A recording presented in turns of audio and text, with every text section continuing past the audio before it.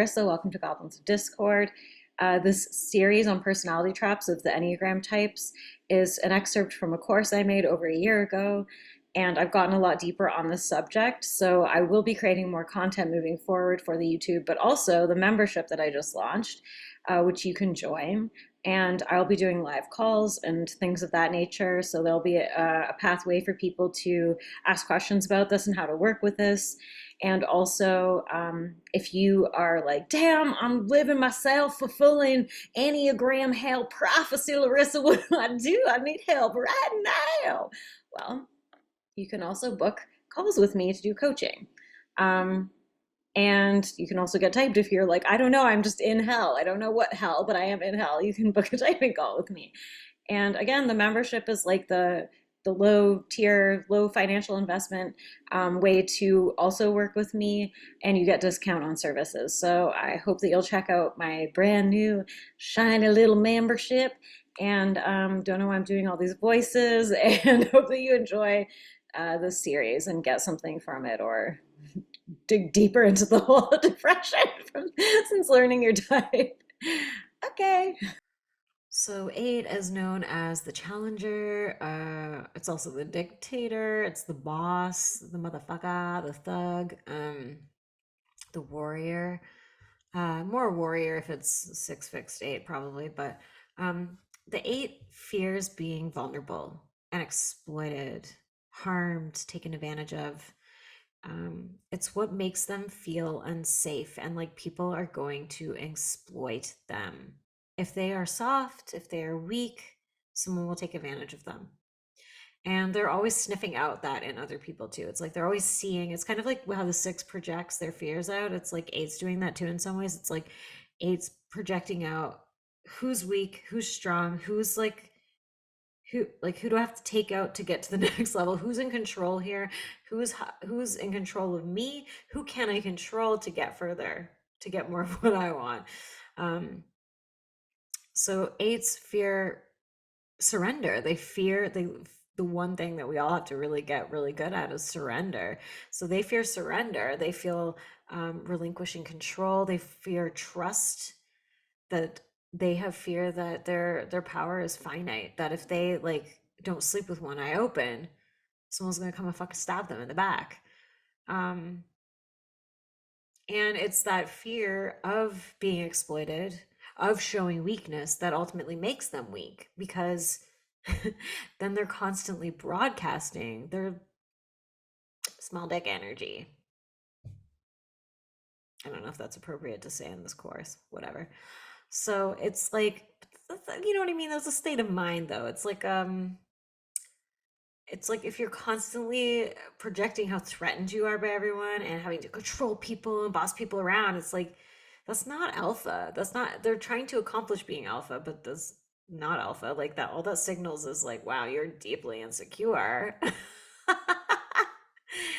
And afraid that like what you have can be taken from you. You're afraid that you can be knocked down.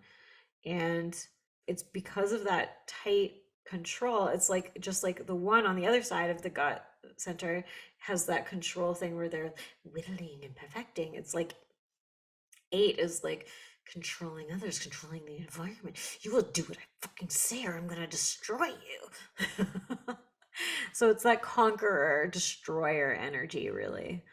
um so type 8s use the vice of a lust and denial of vulnerability to feel powerful and control. They can become paranoid, especially with a six fix, controlling, aggressive as a means to protect themselves. So it's kind of like, you think about it, it's like a little tiny child inside of this big gorilla. It's like King Kong or something. It's like, you know how like King Kong kind of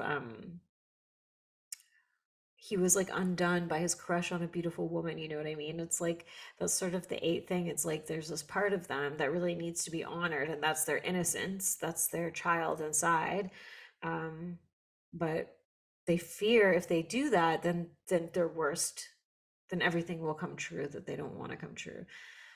And as an assertive and rejection type, it can be actually really hard to connect to that place as a person outside of them, or even with themselves, because it's like, assertive, I'm asserting my existence and I'm rejecting. It's like all rejection types are like not, they're only letting you through these specific portals, these specific doorways that they have crafted, that they have deemed you're allowed to come through here.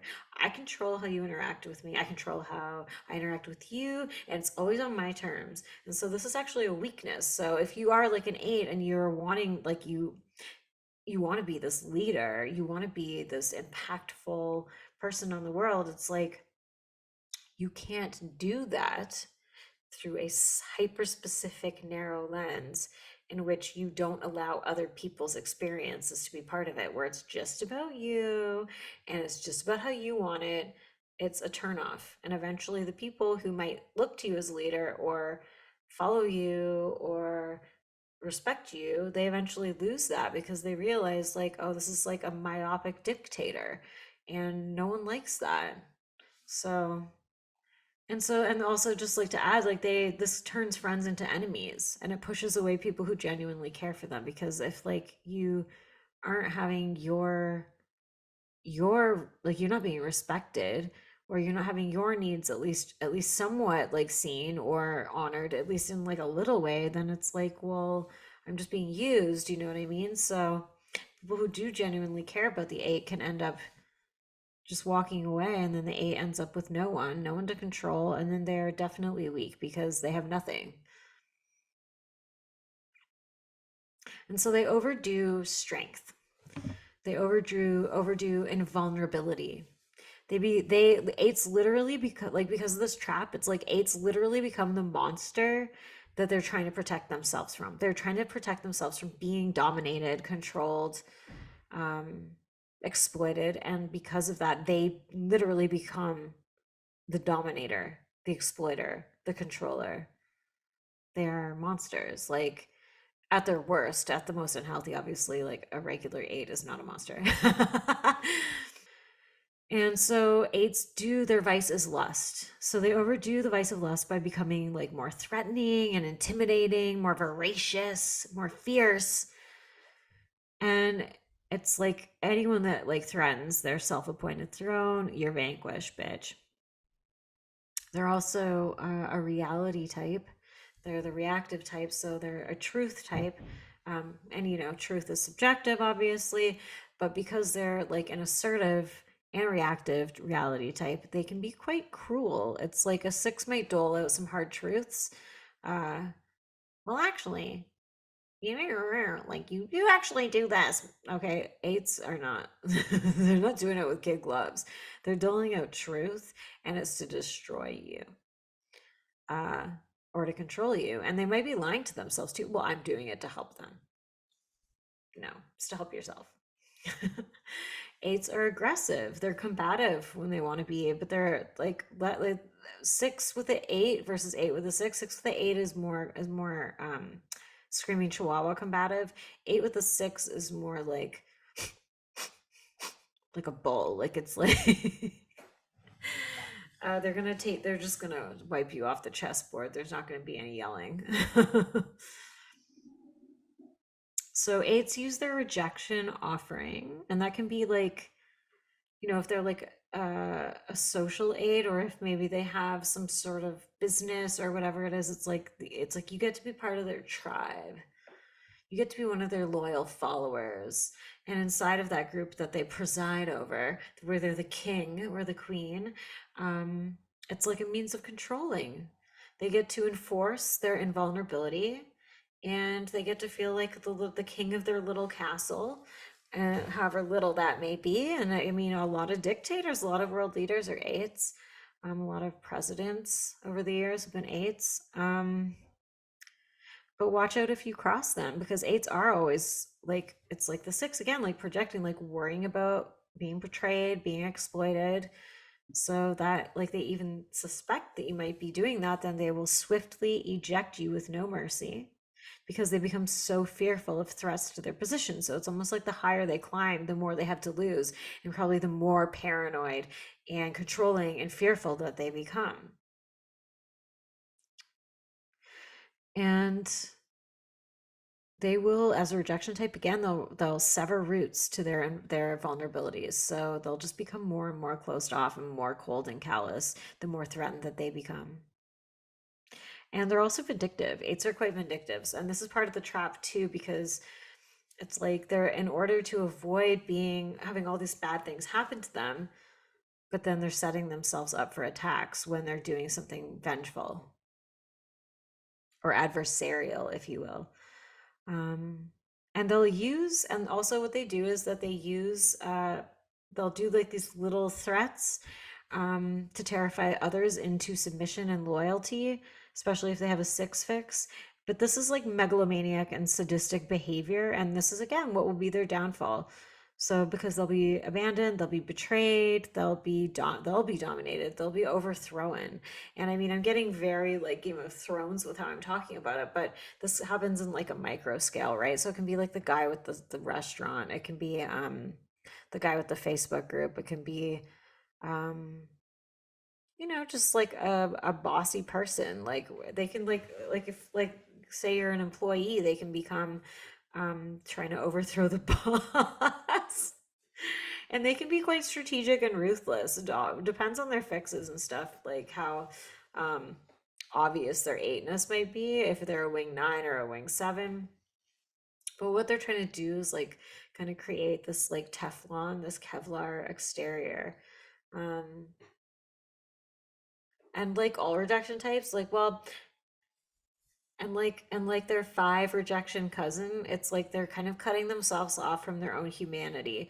Because vulnerability is actually a strength when you wield it properly. So how they overcome the trap is actually to use their power and their influence, and that kind of natural innate charisma that they have, that leadership quality, when they use that for benevolence. Because when they're not actually controlling other people and trying to get them, force them onto what they want, then people will actually respect them and like them more, because then it's like, oh, well, you're being supportive, you're listening to me, I don't want to overthrow you because I feel secure in this relationship. So yeah, the big thing for eights is to actually relinquish this control and to allow vulnerability. And that doesn't necessarily mean that an eight has to go, make some kind of like public TikTok where they're like, Ma, uh, I'm soft inside and I cry every night, and I'm just a I'm just a man who needs a woman, and I'm so lonely. That's not how an eight has to be vulnerable. Literally, an eight showing vulnerability can just be allowing someone else to contribute, allowing someone else to collaborate, allowing somebody allowing somebody to see something more than what they feel comfortable with. It's pushing that comfort level a little bit, inch by inch, and trusting, okay, it's possible that someone will hurt me. It's possible that somebody will decide, no, not into it. And will that hurt? Yeah, that's part of the human experience, and that's what makes it richer.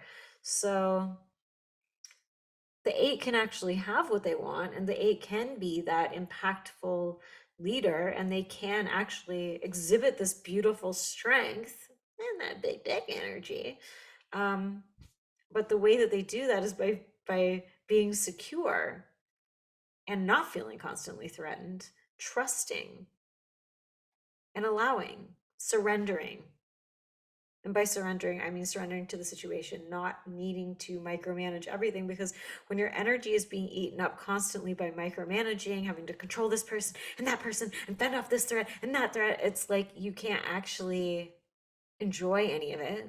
You don't get to enjoy being a leader or this position you're in, um, that people look up to you, the protector, if you will, perhaps, the warrior again.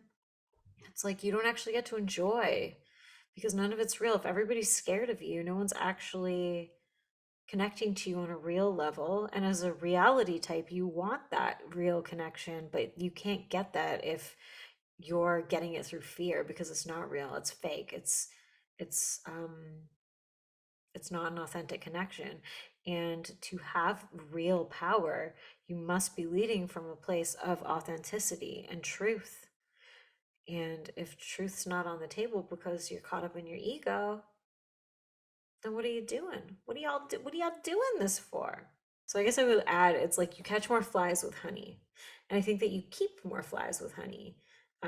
If you're like the person with the honey and you let people have the honey and you're not placing constant restrictions on it and you are not uh, shooting the flies that annoy you constantly until there's no one left, then you're okay.